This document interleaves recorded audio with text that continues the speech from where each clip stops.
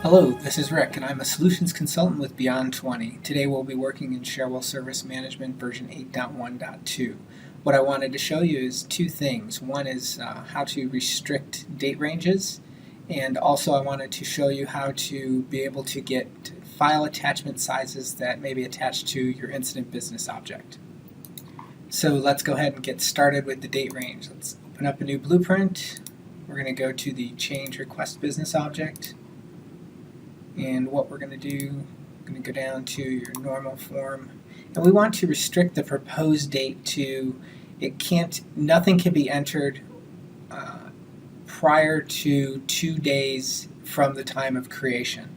So we're going to go into field properties and go down to validation auto population, and from this date range, if you pick a left range, and what we're going to do is we're just going to go ahead and we're going to create an expression.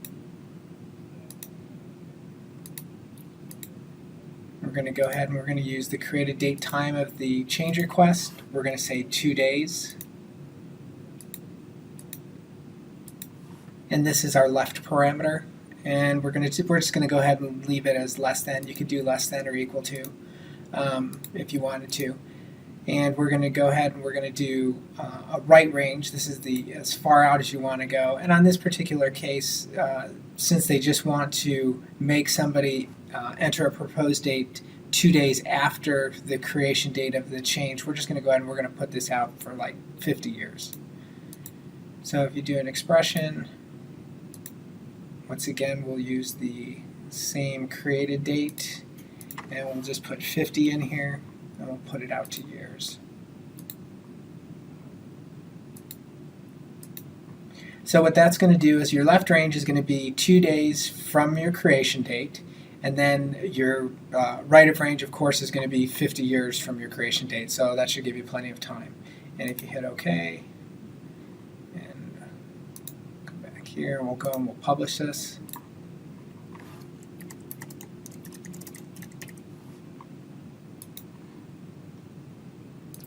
So we went ahead and had that one published. Next one we're going to do real quick before we test the date range on that is let's go ahead and look at the file attachment sizes and incidents. I'm not sure if in your business, if you have a lot of people attaching documents, I've seen people attach a 2 gig document to the database. It's kind of ridiculous in my opinion, so here's a way that you can easily go and view that if you need to. If you create a new blueprint, and what we're going to have to do is we're going to go under Managers, Database Server Objects. We're going to have to create a new. View. So let me go over here. Here's a view I created. You guys want to look at that? We're just going to go ahead and we're going to copy this. Go back into Cherwell. Create our new view. We'll just call it attachment size. It's a view, and we're just going to go ahead and create it.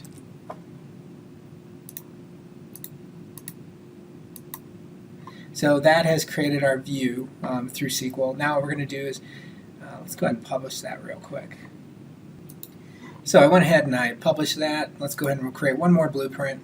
And you don't have to do these in all separate blueprints. I'm just doing it just to make sure everything's saved correctly. What we need to do now is we're going to go to a lookup table and we're going to create an external business object. So we're just going to go lookup tables, new external business object. We want to link to data. I'm going to create it. This may be different depending on how your system's set up. This is just a local VM, so it's all local machine. I'm just going to go ahead and use Cherwell.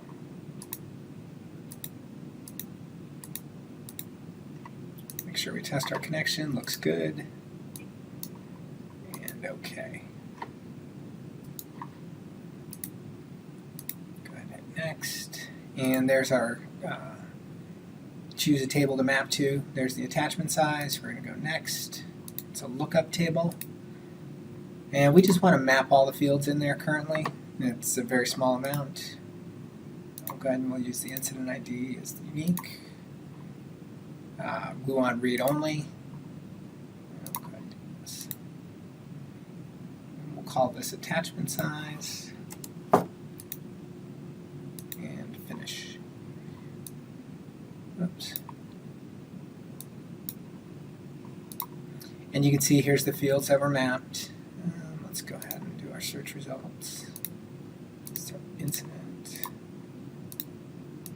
Actually, we won't do full text. Should be okay. And hit OK on that one. Let's see. And then we're going to go ahead and we're going to have to create a grid, of course, and a form. So let's go ahead and create a form real quick.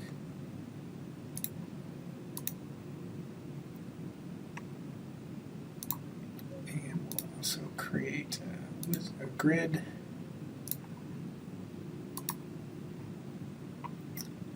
Throw bytes on there.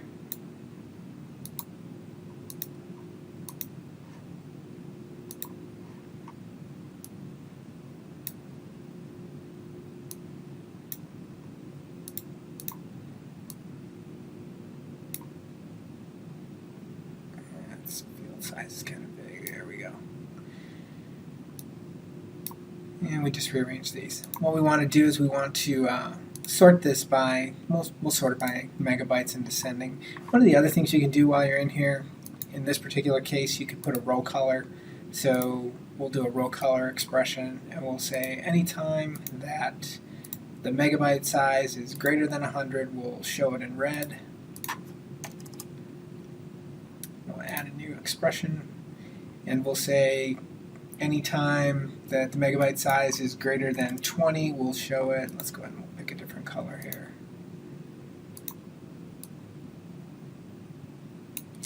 Dark green looks pretty good. Oops, and I got to go back up here and make this one red.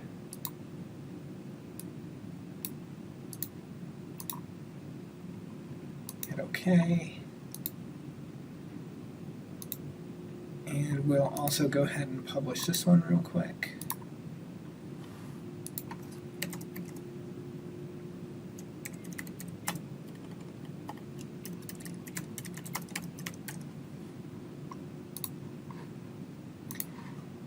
So that blueprint's published. Let's go ahead and open up the client. I guess I probably should have had this opened up for you guys.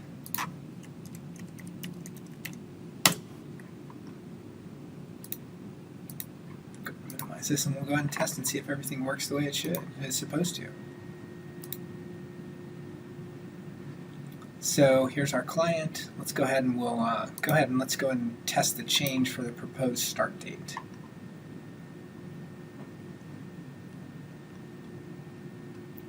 So the created date today is 8/8. So if we do a proposed start date, we should not be able to do 9, and we can't. And of course we should not be able to do today, and it stops us from going here. And I think that I said in less than or equal to, so you can't even do 2 days out. You actually have to go to the 3rd day out. So you can see that it won't allow you to save a date in there prior to the date that we set, which was 2 or 3 days. The other thing that we wanted to look at was the file attachment size. So if we go into Tools and we go to Table Management, and I've already stuck some files in here, and you can see that in this particular case, let's go ahead and move this guy over here. Kind of get these lined up a little bit. Probably should decrease that incident file size. So I have 3 files in my particular database. Here's the incidents that they're attached to, and here's the size. So this is almost 200 megs, 24 megs, and that's 3 megs. I put the expressions in that if it's over 100 megs, I wanted to see it in red, and if it's over 20 megabytes, I wanted to see it in green or whatever color you choose.